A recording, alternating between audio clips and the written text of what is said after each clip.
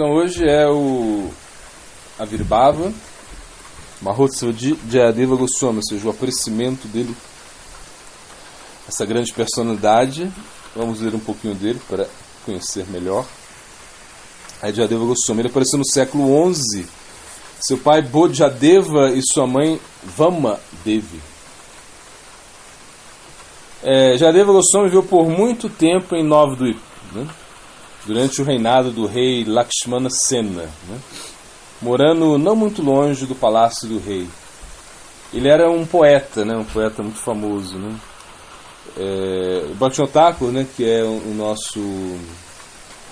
o fundador aí, praticamente, o fundador moderno, né? da nossa Sampradaya, do nosso segmento religioso, podemos dizer assim. Ele escreveu em Navadvip Dhamma Mahatmya que Lakshmana Sena ficou encantado quando ouviu o hino de Jayadeva Goswami aos 10 avataras, né? Esse é o famoso, né? Dasavata Stotra, né? Dasavata Avatara Stotra, né? Quando Govardhana Acharya, né? Que era o guru, né? O guru do rei, o Shastra guru do rei, ou seja, aquele que orientava o rei, notificou o rei que foi Jayadeva Goswami que compôs o hino, ele desejou conhecer o poeta. Então ele foi incógnito à casa de Jayadeva Goswami. Quando o viu, notou que Jayadeva Goswami possui as características de uma grande e poderosa personalidade espiritual. Então, muito impressionado e atraído por Jayadeva Goswami, o rei revelou sua identidade ao seu palácio. Né? Ele falou que ele era um rei, é isso que ele falou. Então Jayadeva levava uma vida muito renunciada e, portanto, não queria viver no ambiente opulento do palácio. Né? É que ele ia levar Jayadeva Goswami para lá. Né?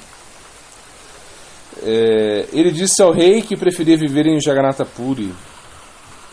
Lakshmana Sena ficou desapontado com as intenções de Jayadeva Goswami. Ele rapidamente sugeriu que fixasse residência na vila de Champahati, dizendo que ali era o local ideal para uma pessoa que desejasse vida meditativa. Isso em Navadvip, né? E também prometeu que nunca mais iria perturbá-lo. Quando Jayadeva Goswami concordou, Lakshmana Sena mandou construir uma casa de campo para ele, na vila que antes era conhecida como Champakahata.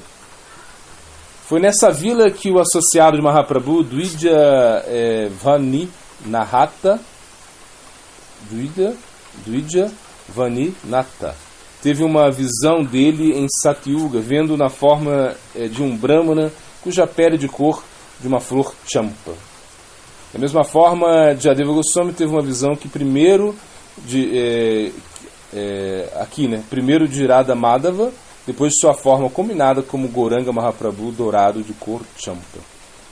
Depois que o Senhor deu a Jayadeva Goswami essa visão, ele disse a ele para ir para Jagannatha Puri. Embora Jayadeva Goswami estivesse triste por deixar a futura morada do Senhor, ele obedeceu a ordem do Senhor e foi para Puri, onde se diz que ele era o poeta da corte do rei Yudhishthira. Ele passou o resto de sua vida na residência do Senhor Jagannatha, onde escreveu o poema transcendental baseado em sentimentos de amor e separação, conhecido como Gita Govinda, né? Ou Ashtapadi. É uma canção muito, muito famosa e muito elevada também. Inclusive, nossos acharyas dizem que nós não podemos, né, ler o Gita Govinda. Não que nós não podemos, mas se nós não temos qualificação para ler o Gita Govinda, a gente não deveria ler esse livro, né? Então Mahaprabhu disse a Jayadeva Goswami, enquanto ele havia dado a visão em Navadvip, que depois de aparecer lá, ele tomaria sannyasi e iria para Jagannatha Puri, onde ia saborear o Gita Govinda, porque Mahaprabhu ele gostava muito desse livro, né, do Gita Govinda, né? Então, de acordo com a lenda, o Senhor Jagannatha, o Senhor do Universo, ordenou que Jayadeva Goswami se casasse com a sua esposa, Padmavati. Era uma vez um brahmana que não tinha filhos. Por adotar a Sri Jagannatha, finalmente, ele e sua esposa tiveram uma filha e a chamaram ela de Padmavati. Quando ela atingiu a idade de casar, o brahmana a levou ao Senhor Jagannatha para oferecer aos seus pés de lótus. Quando Jagannatha os viu diante, disse ao Brahmana: eu tenho um servo cujo nome é Jayadeva Goswami. Ele desistiu da vida familiar e se dedicou a cantar meus nomes. Dê sua filha a ele em casamento. Então o Brahmana levou sua filha para Jayadeva Goswami. No entanto, Jayadeva não desejava se casar. Então o Brahmana disse a ele que foi o próprio Jagannatha que arranjou esse casamento. Sem dizer mais nada, ele partiu, deixando sua filha para trás. Jayadeva se viu totalmente desesperado para essa situação. Ele falou para Padmavati: diga-me onde você quer ir, e eu levarei e te deixarei lá. Você não pode ficar aqui. Porque ele queria ser um renunciante. Ele era um renunciante, na realidade. Né? E foi uma história um pouco diferente. Né? Padmavati começou a chorar e disse: meu pai me trouxe aqui para me casar com você por ordem de Jagannatha Deva. Você é meu marido, meu tudo. Se você não me aceitar, então eu cairei aos seus pés e morrerei aqui mesmo. Você é a minha única esperança, meu Senhor. Então Jayadeva ele não pôde abandoná-la, né? Aí ele começou a adorar uma deidade Narayana e começou a escrever o Gita Govinda. Uma incomparável ambrosia. Diz que, embora Jayadeva seja responsável por todos os humores e sentimentos que apareceram no Gita Govinda, ele teve alguma reticência em escrever que Krishna caiu aos pés de Radharani, pedindo perdão quando ela estava zangada com ele por tê-la enganado. Naquele dia, quando ele saiu da casa para tomar o seu banho no oceano, o próprio Jagannatha entrou na casa disfarçado de Jayadeva Goswami. Abriu seu manuscrito e completou o verso que havia começado, né?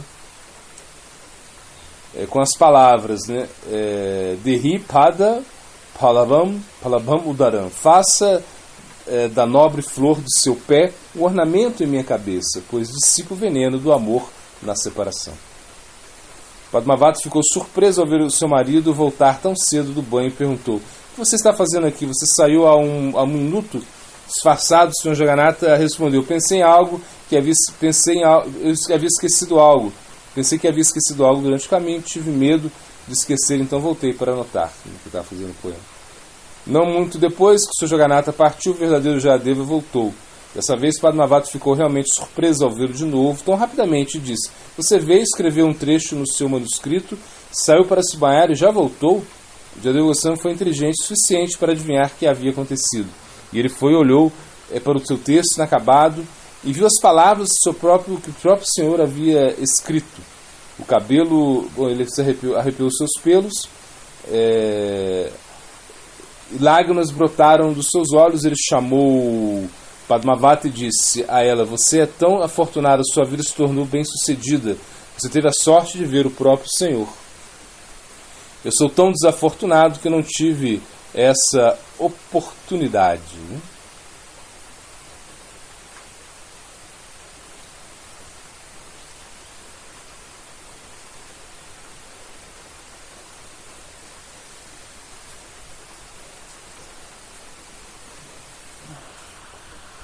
Bom, havia uma lenda contada em Jagannatha Puri que havia uma filha de um jardineiro que havia aprendido o Gita Govinda e cantava com grande emoção.